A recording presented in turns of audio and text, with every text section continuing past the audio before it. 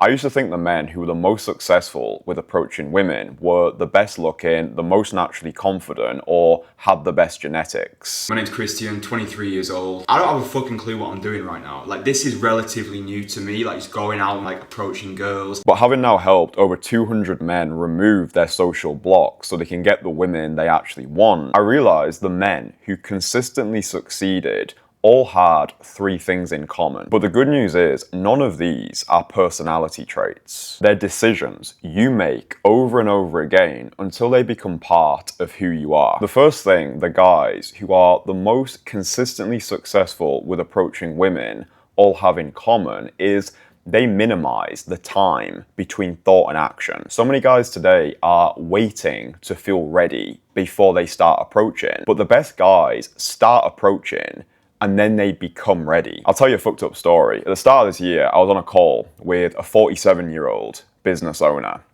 a guy who'd been following my content for months.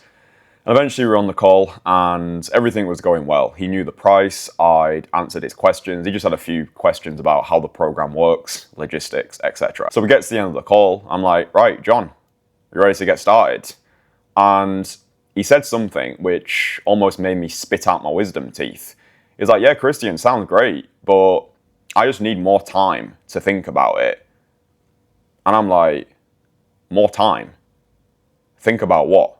You've been thinking about approaching women for the past 30 years. Thinking is the exact reason why you're still stuck. Thinking is the exact reason why so many dateable men stay average with women. You're not going to think your way into confidence. You're not going to think your way out of approach anxiety because belief follows action. And it's these small moments of hesitation that compound over years until guys get to the end of their lives realizing they've wasted their potential when it's already gone. Because here's the thing, there's always going to be reasons not to get started. Oh, I've just come out of a breakup. Oh, I think I need to do more preparation. I need to watch more videos. Meanwhile, I've got clients who've done less than 50 daytime approaches, going on multiple dates on the same day, not because they're special, but because they stopped waiting to feel ready. And this is something I understood back in 2020. In 2020, I had every reason not to get started with daytime cold approach. Yeah, I was addicted to porn. I had erectile dysfunction. I was working a dead-end job for minimum wage. I'd just come out of a long-term relationship. I looked like a turnip. I dressed like a moron. I didn't have a lot going for me, and I could have delayed my success with women to a future date. I could have continued to postpone getting started because, oh, I'm not attractive enough, I'm not high value enough, let me watch more videos, let me consume more theory. Instead, what I did is I prioritized imperfect action. I recognized I understand I'm not the finished product right now. I understand I've got a long way to go. I saw daytime cold approach not just as a way to attract higher quality women, but I saw it as a way to improve myself. I saw it as a way to take a sledgehammer to my social resistance, to develop core confidence in myself, to prove to myself, no matter what happens, I can handle it. Throw me in hell, I'll find a way to enjoy it. But this is where I see so many guys fuck up, especially when it comes to success with women. They think one more video, one more week. Oh, I'll do it next year. I'll do it once I've moved city. I'll do it when the weather's better. But the best guys accept they're never going to feel ready. The best guys understand the way to be successful when approaching women is to minimize the time between thought and action. And this is why my most successful clients, they don't even need sales calls with me anymore. They've consumed bucket loads of my content. They don't need me to convince them. They don't need me to get on a sales call and try and arm wrestle them into a sale. No, they just DM me on Instagram. They've consumed my content. They've gone over to Christian Casanova testimonials. They know I'm legit. And they get to a point where they're like, yeah, Christian, look, I've seen your stuff. I'm ready to go. I've just got a few questions about how the program works, but just send me through the details. Let's fucking rip it. The second thing that the guys who are the most successful with approaching women all have in common is they fix what they can and then feature the rest. For me, the fastest way to destroy your confidence is to build your identity around things that you can't change. So many men waste years of their lives obsessing over things that they can't change. Their genetics, their height, their race. The amount of guys who come across my content on either YouTube or Instagram, and they'll say something like, oh, the only reason approaching women works for you is because you're tall and you're white. But then I make them aware that one of my most successful clients, Ephraim, is 5'7" and black. And it was interesting as well because before Ephraim flew out to work with me one-on-one in Warsaw, Poland, one of his biggest self-limiting beliefs was he was worried the women in Warsaw were not going to like him because he was black. I simply reframed it for him. I was like, bro, the women in Warsaw are gonna love you because you're black. They don't see guys like you every single day. So leverage, rarity, is the reason why gold is considered valuable, is because it's scarce. That which is scarce increases in perceived value. Ephraim was a perfect example of what we were talking about before. He just minimized the time between thought and action. He didn't spend time ruminating. He came across my content, we had a conversation. Next thing you know, he's booked his flight to Warsaw, Poland.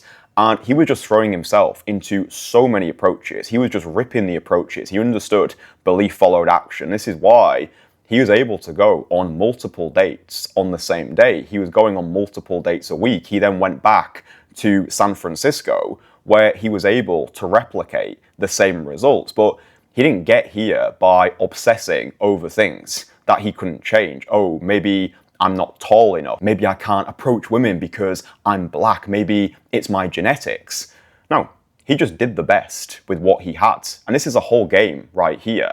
The way you win in life isn't by complaining about the hand you've been dealt. It's playing your card to the best of your ability and having a rip-roaring good time playing the game. Another one of my clients, Rentaro, was in a fucked up position when he first reached out to work with me because the woman he was set to marry broke up with him on his birthday. So he eventually moves to Portugal and he starts a new career. But for Rentaro, he wanted to get a Western woman. But he had convinced himself that as a Japanese guy living in Portugal, that wasn't possible for him. He'd convinced himself that Western women didn't want Japanese guys. But fast forward to today, he's now in a long-term relationship with a woman who he cold approached, who is a Western woman. She's from Portugal. But even before this, within 2 weeks of working with me, Rentaro had already been on 3 dates with 3 different women. And what I've found to be true with all the guys who I've worked with is a lot of guys don't lack confidence. They lack evidence, okay?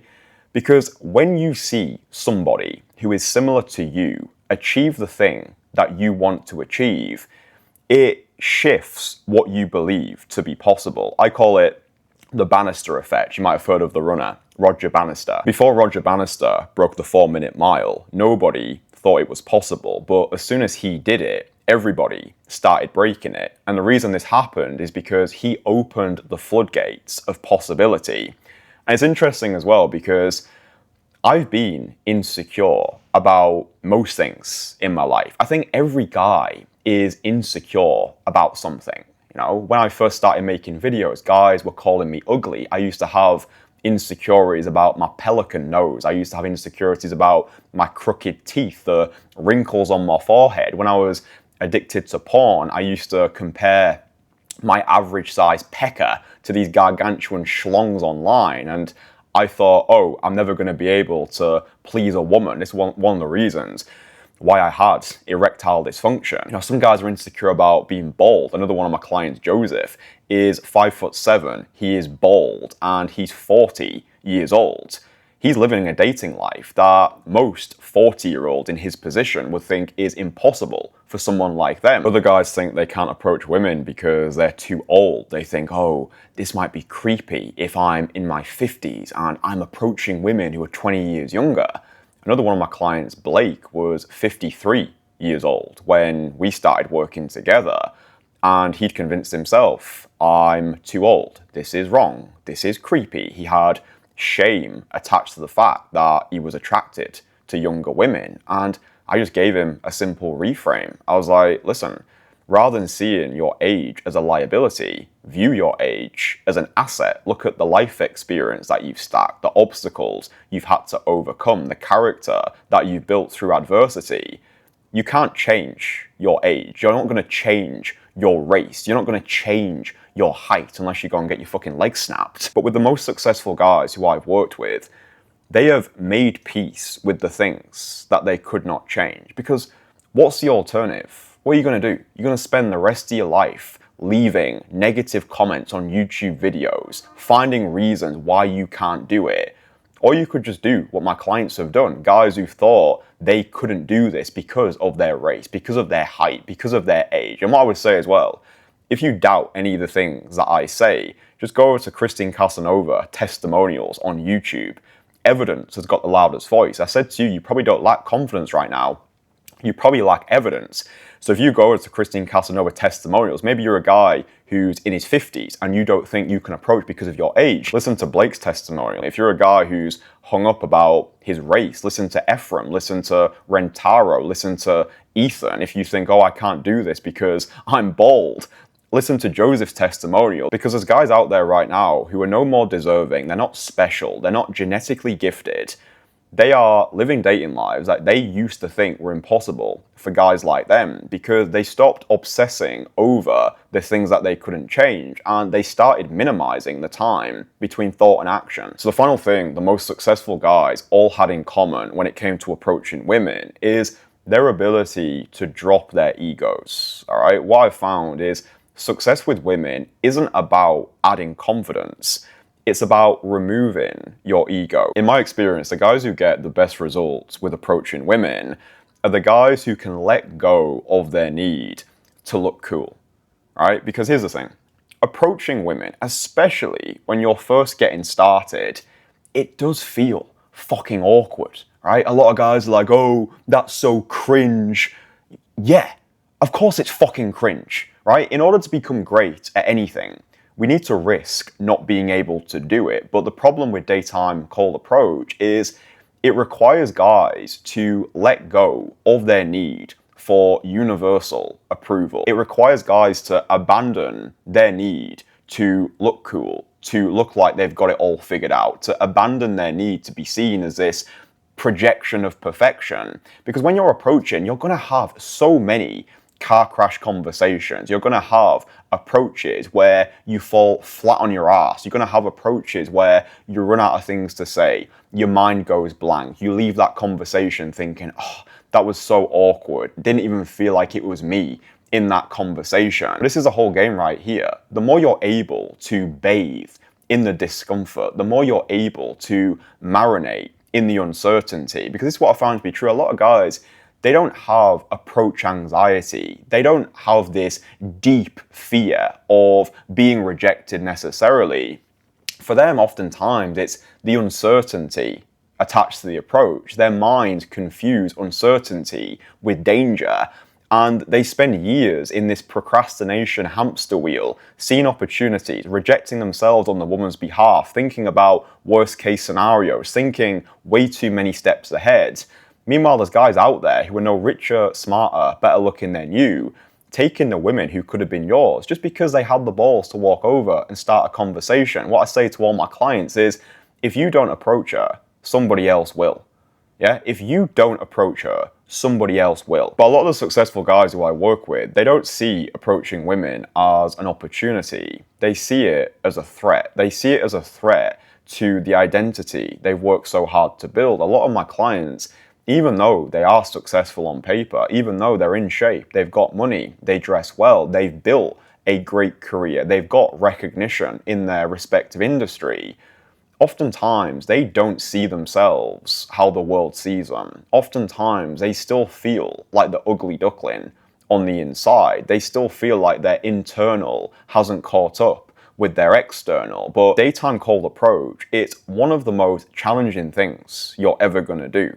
Right, I don't do half measures. I will run through brick walls to make sure my clients get the results that they want. But at the same time, the best personal trainer can't lift the weight for you, right? You could pay $14,000 a year for the world's greatest personal trainer, but if you can't motivate yourself to get your ass to the gym, to follow the program, to follow the diet, that's on you. And the best guys know this. The best guys know I can't guarantee results. I guarantee commitment. Yeah, you'll get out of this process what you're prepared to put into it. It's not about doing your best. It's about doing what is necessary. And this is what I say to my guys.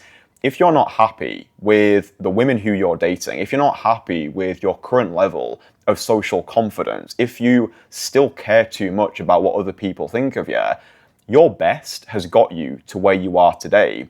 So fuck doing your best. Start doing what is necessary. Start embodying the characteristics of the men who are already where you want to be. But look, we've only just scratched the surface in this video. If you don't know how to properly implement these lessons, you're going to end up like every other guy who understands the theory but does nothing with it. That's why I created this video that's just appeared on screen, and it walks you through exactly how I helped 10 busy professionals get consistent dates with women who they approached. Watch that video because this is where things get practical.